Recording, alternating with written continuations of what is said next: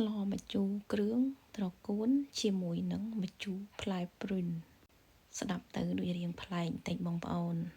តែរសជាតិវិញនិយាយថាជូរអត់ចាញ់សណ្ដាន់ហើយនឹងអំបិលខ្ចីប៉ុន្មានទេបងប្អូនហើយយើងអត់បាច់ថែមម្ជូរអីផ្សេងទៀតទេដាក់តែផ្លែព្រួញនេះគឺថាជូរជ្រះតែម្ដងមុនដំបូងយើងដាក់ខ្លាញ់កម្ដៅក្តៅសិនមកបន្ទាប់មកយើងដាក់ខ្ទឹមបំពងពេលដែលខ្ទឹមយើងបានឈ្ងុយហើយខ្ញុំដាក់គ្រឿងគល់ស្លឹកគ្រៃកិនចូលតែថ្ងៃនេះខ្ញុំដាក់គ្រឿងតិចអត់សូវប្រើច្រើនដូចរាល់ដងទេបន្ទាប់ពីគ្រឿងយើងលីងរឿងឈ្ងុយតិចមកយើងដាក់កន្ទុយគោឬមួយក៏សាច់គោក៏បានដែរតែថ្ងៃនេះខ្ញុំស្លម្ជូរគ្រឿងជាមួយនឹងកន្ទុយគោក្រោយពីដាក់កន្ទុយគោរួចហើយឥឡូវនេះយើងមកធ្វើការដាក់គ្រឿងខ្ញុំដាក់ទឹកត្រីបន្តិចម្សៅស៊ុបបន្តិចអំបិលបន្តិចចំពោះគ្រឿងបងប្អូនដាក់លៃលកតាមបរិមាណសម្លយើងដែលយើងត្រូវស្ល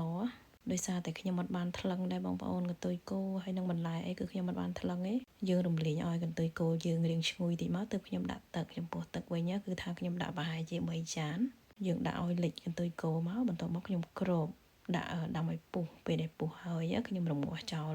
ប្រហែលជា30នាទីដោយសារកន្ទុយកូនគោនេះខ្ញុំប្រើកន្ទុយកូនគោអញ្ចឹងគឺថាអត់សូវស្វិតខ្លាំងទេ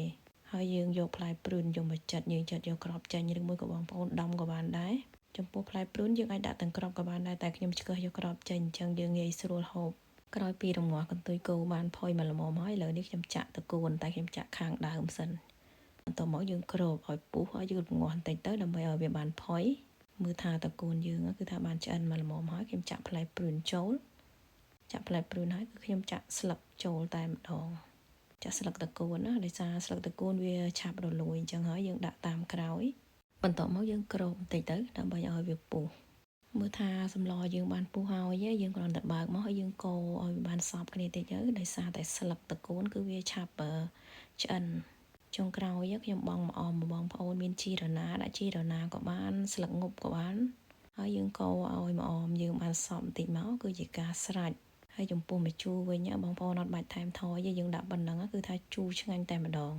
អរគុណសម្រាប់ការទស្សនា